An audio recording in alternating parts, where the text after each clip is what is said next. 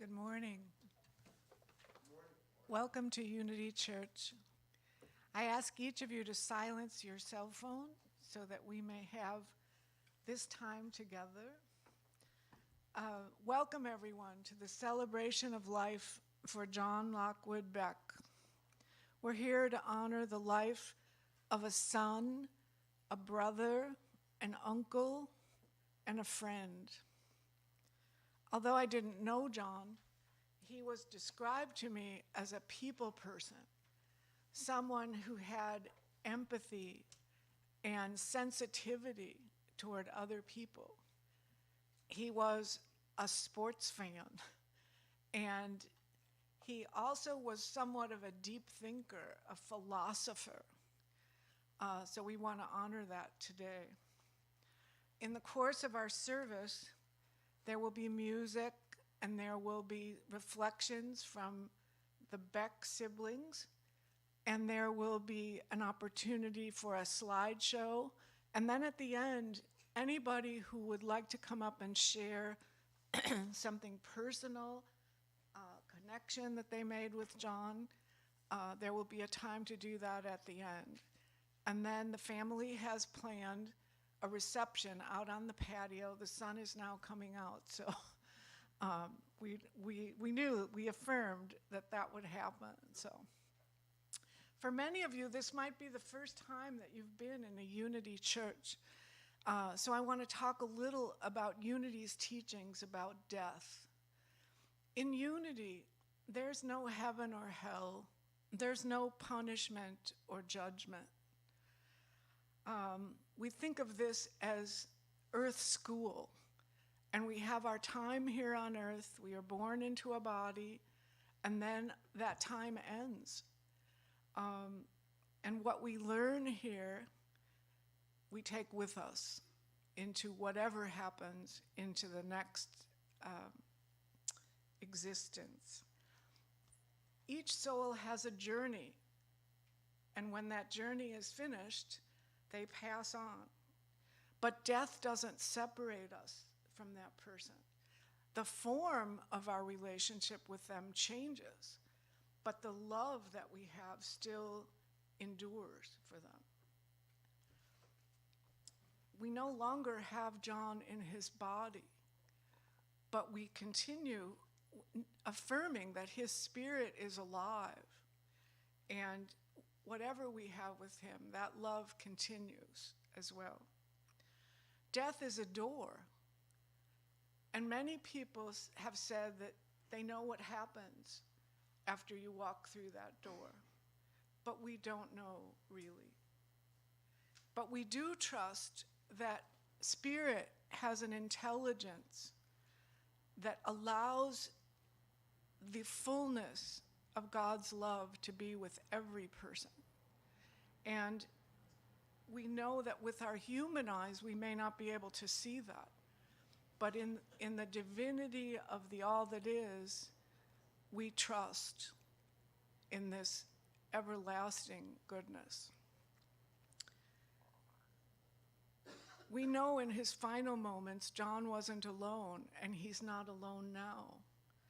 He's part of the universe, eternally united in oneness with spirit. We want to hold the Beck family in prayer right now. We affirm that angels are with them, just as they're with John right now. Unity teaches that those who are grieving are doing sacred work, and remind them that this work requires great self-compassion. So in planning this service, we wanted to honor what I'll call John's questioning around spiritual matters. So we can't pretend to know what his soul in this life was questioning. But we decided on the prayer for St. Francis, just trusting that that would meet his qualifications, that he would find that prayer acceptable. So the prayer is in the program. I'm going to read it, and you can follow along. Lord, make me an instrument of your peace. Where there is hatred, let me sow love. Where there is injury, pardon. Where there is doubt, faith. Where there is despair, hope. Where there is darkness, light. And where there is sadness, joy. O divine Master, grant that I may not so much seek to be consoled as to console, to be understood as to understand, to be loved as to love. For it is in giving that we receive. It is in pardoning that we are pardoned. And it is in dying that we are born to eternal life. Amen.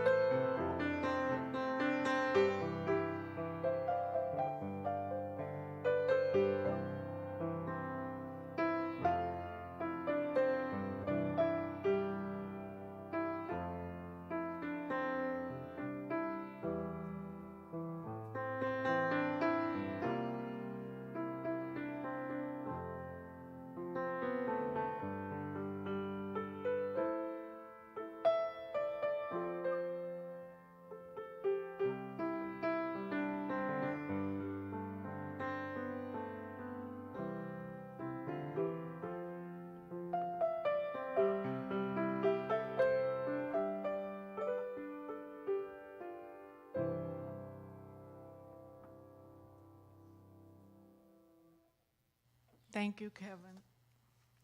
And now I want to invite up various members of the Beck family to share their reflections with us. Oh, I'm sorry. Virginia, this is your turn on death. Yeah, she asked to read this, so please come up. Good morning. This is On Death by Khalil Gibran. Then Almitra spoke, saying, "We would ask now of death." And he said, "You would know the secret of death, but how shall you find it unless you seek it in the heart of life?" The owl, whose night-bound eyes are blind unto the day, cannot unveil the mystery of light. If you would indeed behold the spirit of death, open your heart wide unto the body of life. For life and death are one, even as the river and the sea are one. In the depth of your hopes and desires lies your silent knowledge of the beyond, and like seeds dreaming beneath the snow, your heart dreams of spring. Trust the dreams, for in them is hidden the gate to eternity. Your fear of death is but the trembling of the shepherd when he stands before the king whose hand is to be laid upon him in honor. Is the shepherd not joyful beneath his trembling that he shall wear the mark of the king? Yet is he not more mindful of his trembling? For what is it to die but to stand naked in the wind and to melt into the sun? And what is it? I'm sorry. And what is it to cease breathing but to free the breath from its restless tides, that it may rise and expand and seek God unencumbered? Only when you drink from the river of silence shall you indeed sing. And when you have reached the mountaintop, then you shall begin to climb. And when the earth shall claim your limbs, then surely then shall you truly dance.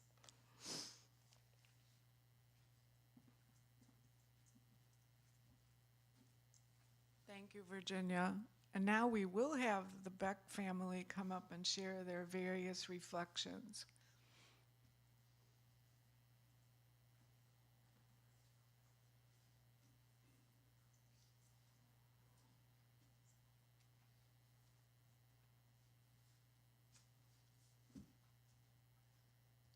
Hello, I'm Kathy, John's sister.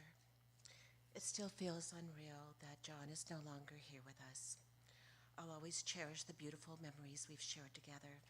He always had a key to our home. He'd come over, play the piano, and loved talking sports with my son Jared. John was a loving person who was always willing to help.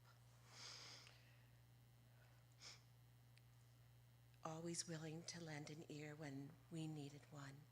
He listened, he cared.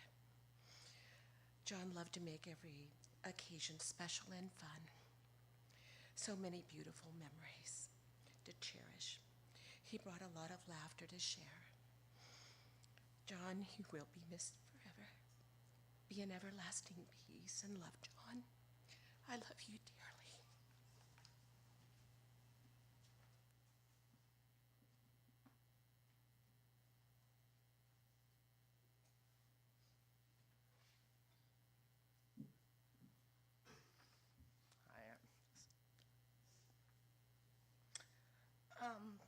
I have a poem, Be at Peace, by Thich Nhat Hanh. Let us be at peace with our bodies and our minds. Let us return to ourselves and become wholly ourselves. Let us be aware of the source of being, common to us all, and to all living things. Evoking the presence of the great compassion, let us fill our hearts with our own compassion towards ourselves and towards all living beings.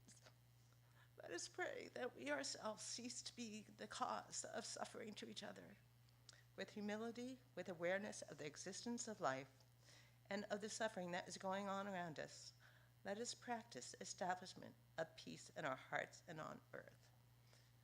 You know, I'm the middle of 7, and I don't know what I'm going to share, but even as a kid, John was competitive, and I was kind of competitive too. And I could always count on him for a game of basketball, or to rally the kids to play kickball, and when we lived in Potomac and things like that. And I think we stayed competitive throughout in our little ways, and stuff like that. I'm gonna miss him, and he was a great uncle to my sons. And he was a great brother, and I just wish that he was still here. And thank you, everybody, for coming. Thank you.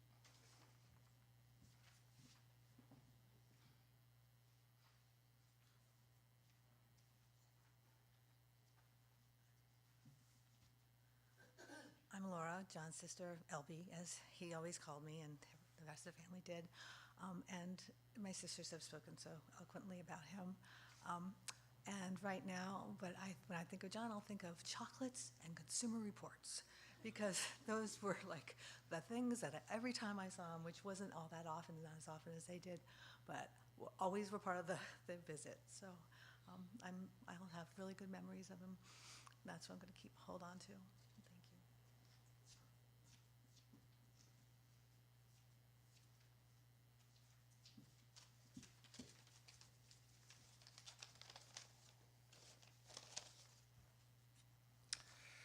We were brothers.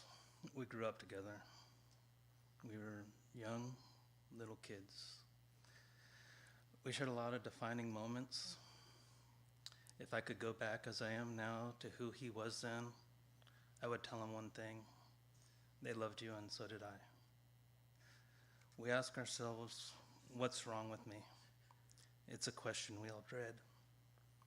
Kind of creeps up and surprises us. Comfort really doesn't stand a chance. The question is kind of reassuring, though. It's a faith in something better within ourselves. What's wrong with me that I can't be that perfect version of myself? My perfect self, my best self, the self that I want to share with the world, the self that is worthy of the dreams of this best world.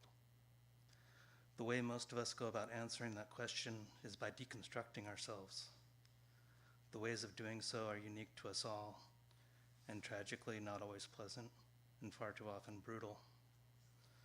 Sometimes deconstructive is destructive. Peace. We look for the fault within ourselves, a wound so deep it can only be healed by the pursuit of perfection, the pursuit of absolute beauty within ourselves, within this existence. The question that so many of us feel is the only pathway to that perfection is, what's wrong with me? But we get lost. We forget that the question is perfection. It's our true faith in the better being that we were always meant to be. There's a beauty we all see in the world, a world that fits us, a perfect world that cannot exist without us. A world where we can see perfection and perfection can see us. It's ego and it's a lot of hooey, but it's the most beautiful part of ourselves. The part where we dream that each of us is at peace with the world. The part where we are all self-actualized and living in peace with one another. That dream seems to be the most beautiful part of us. The dream of peace and love between everyone. The dream we all try to find by what's wrong with me. Sometimes we go down a path and we don't see a future. Sometimes we get lost in what's wrong with me.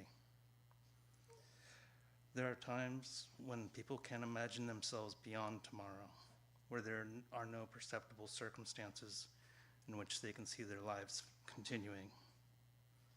Somehow John found this space. So I would say to John, look back. And if you cannot reconcile your spirit, tell your spirit to understand that it was guided by the love and beauty of the self that it was always about to become. May you become that now, in that beyond our understanding.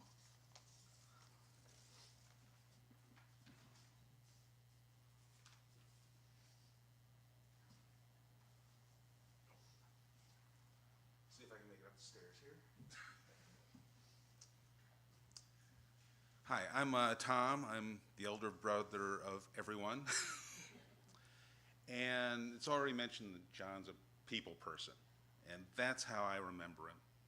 If he's here today, he would have got here early, met all the staff, remembered their names, which I don't. He then would have greeted everybody here, whether he knew you or not, would have had some sort of conversation with you, would have made sure things ran well, and he really enjoyed doing that. And that's what sticks in my mind. So thank you all for coming, and let's celebrate John.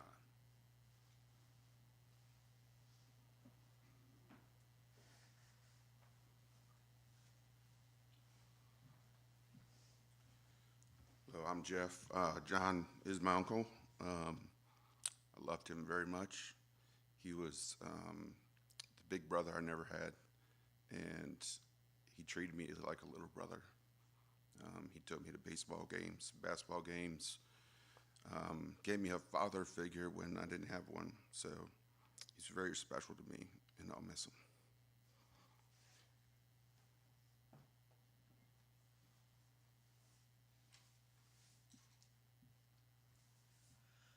Yeah, this this is this is difficult, but yeah, John was a special guy, and I will always remember his enthusiasm.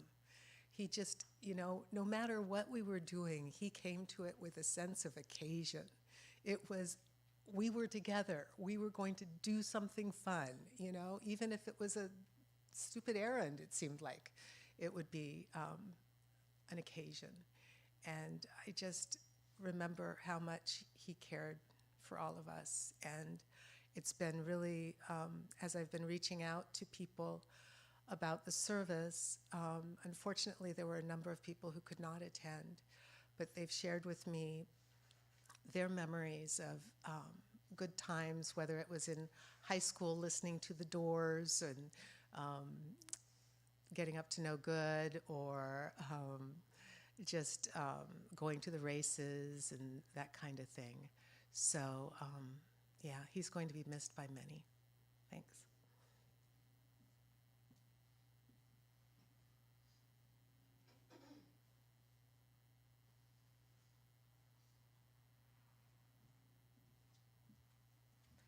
Hi, we're John's nieces, and all remember John from every family holiday, Thanksgiving, Christmas, everything at the Becks, and always having the most fun listening to him play piano and Charlie Brown, and especially on Thanksgiving when we would have contests of who could organize their plate the best, because I was very picky and he was very particular too, and we would have best looking plate contests, and just all the, he was always so caring and could tell when you needed a joke or a song or anything to pick you up, and he was just a big light, and I'll remember that. Yeah, I'll remember how he made it really mundane things special. Like he'd make us these orange juice and cranberry juice cocktails with a maraschino cherry every time we came over, and just made it with such flourish, which was just so exciting. Just made it such an exciting occasion all the time. Yeah, he'll be missed. Yeah. We love him. I love him.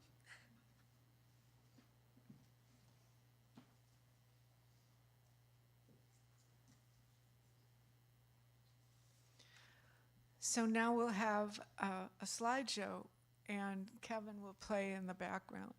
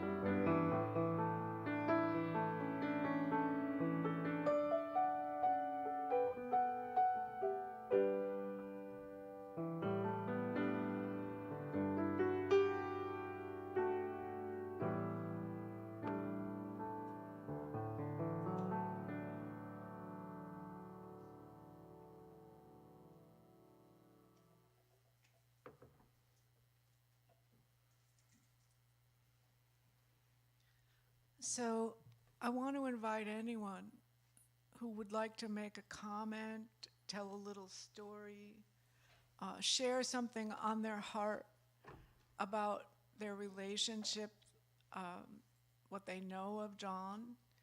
And sometimes we feel a little shy to do that, but once we get going, it's really important for people to share, especially so the family knows all these wonderful stories of a soul that made a difference in the world. Is there anyone who'd be willing to come up and share? Come right up. You. Yes, you.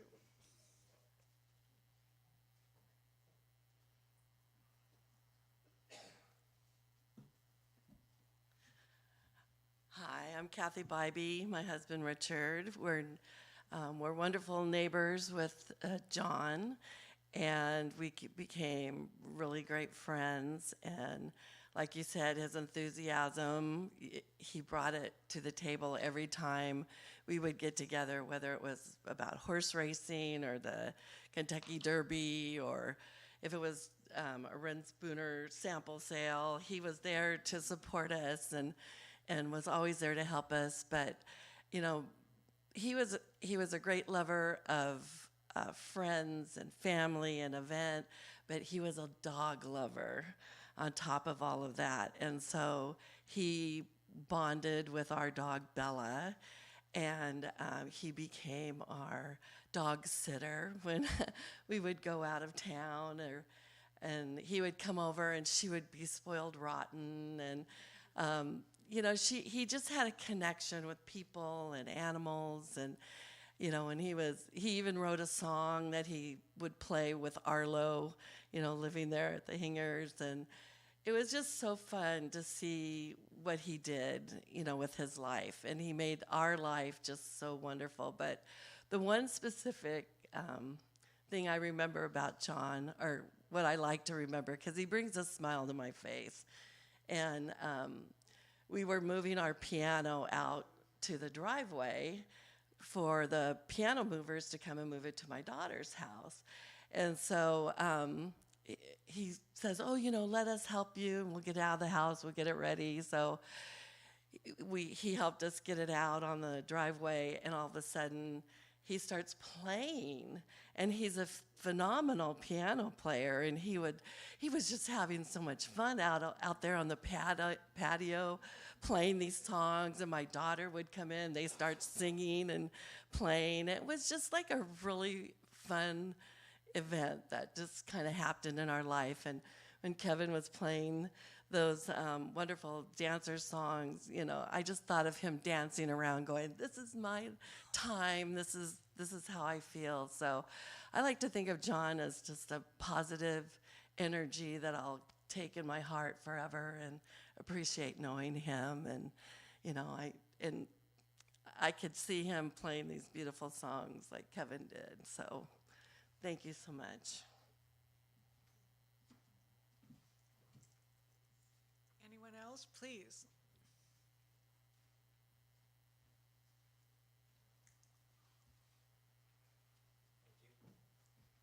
Hello. Hi, family. I'm Jack, and I'm Jennifer's boyfriend. Some of you, we've been talking to Jennifer a lot, okay? And I'm here representing our group from San Clemente, and John Meredith is here, one of John's good friends. They all met through catering, I believe. And it's so funny because I'm glad I wore my Aloha shirt. And I did get him a Ren Spooner for Christmas. So, and he was, knowing John, he's like, no way, you know. But in a nutshell, what a great guy. Always, every time he came to my house, always had a gift in his hand of some sort, a bag of nuts, a bottle of wine. Always had his Aloha shirt on, pressed, hair perfect. Just great guy, and always made us happy. Could not believe the news. Still can't. But anyway, we all wanted to say we love John, and he made our life better. It made me better too. Reminded me of what to be a gentleman is. He definitely a gentleman. Thank you.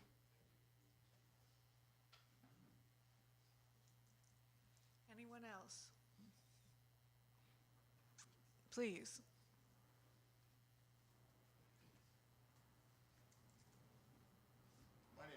Mickelson. I'm a good friend of John's, especially the last few years of his life. And I wasn't planning on speaking because I'm not very good at it, but I wanted to praise John as being one of the people that I recognized as just one of the few that we come across in life that give more than they take. His heart was so full of love. It was so large. I learned a lot of lessons from him. I can remember, I'm a good friend of the Hinger families, which is, John was living with them. And I've been a good friend of their families my entire life. And when I met John, I instantly took a liking to him. He was the kind of guy that every time he knew that I was going to be coming by, he always made sure that I left with something. He would make a point of going to the farmer's market and getting fresh fruit. He would, whatever it was, I never left empty-handed. He always had I like to drink Rock Stars, sugar-free Rock Stars. And I gave up drinking years ago, alcohol. And so John always knew that, and he would always keep a stock of Rock Stars for me in the refrigerator. So when I'd come by, say, "Oh, Tony, be sure and take a Rock Star home with you." And John, you're making me feel guilty because he was always giving things to me. It was just his nature. And what Kathy said, Kathy Bybee, and the other gentleman who spoke, you said it all. You said what I was going to say. He was a dog guy. He loved dogs. He loved everybody else's dogs. But John and I had a special bond in that the dog that Vince and Rita Hinger own, his name is Arlo. He's a Labrador, an older Labrador.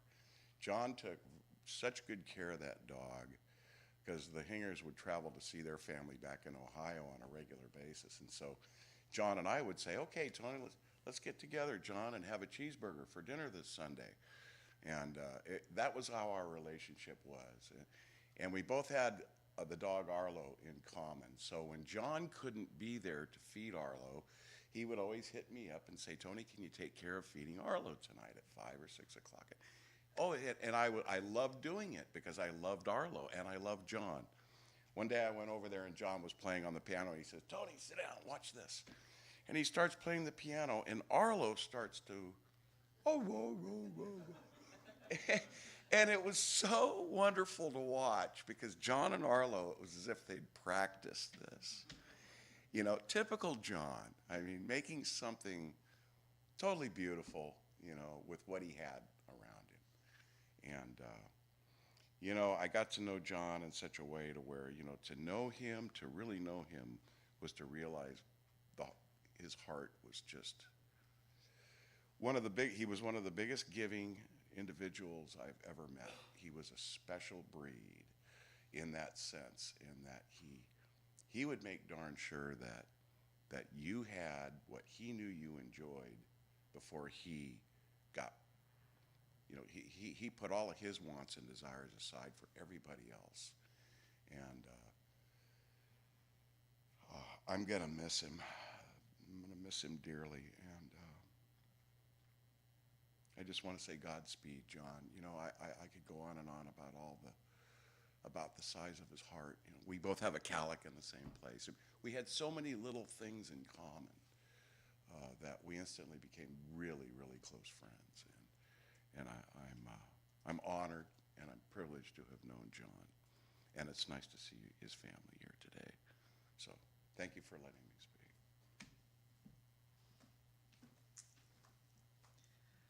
Anyone else?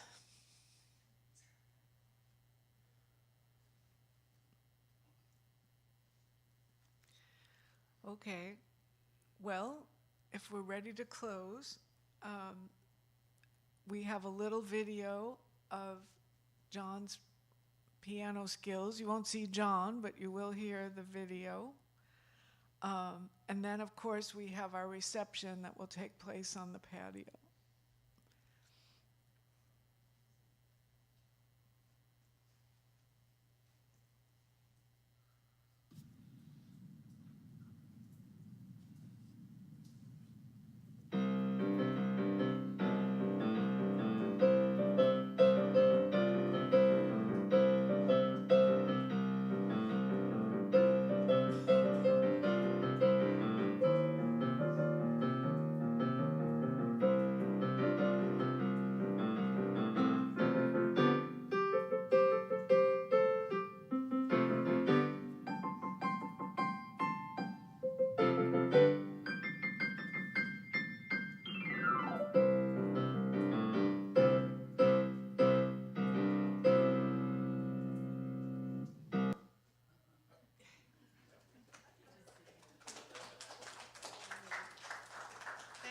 all for being with us.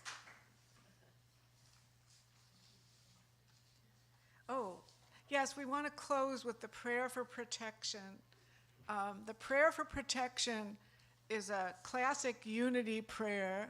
The astronauts took it into space with them. So I thought we would close with saying the prayer for protection, keeping John in mind. The light of God surrounds him. The love of God enfolds him. The power of God protects him. The presence of God watches over him. Wherever he is, God is, and all is well. Amen. Thank you all.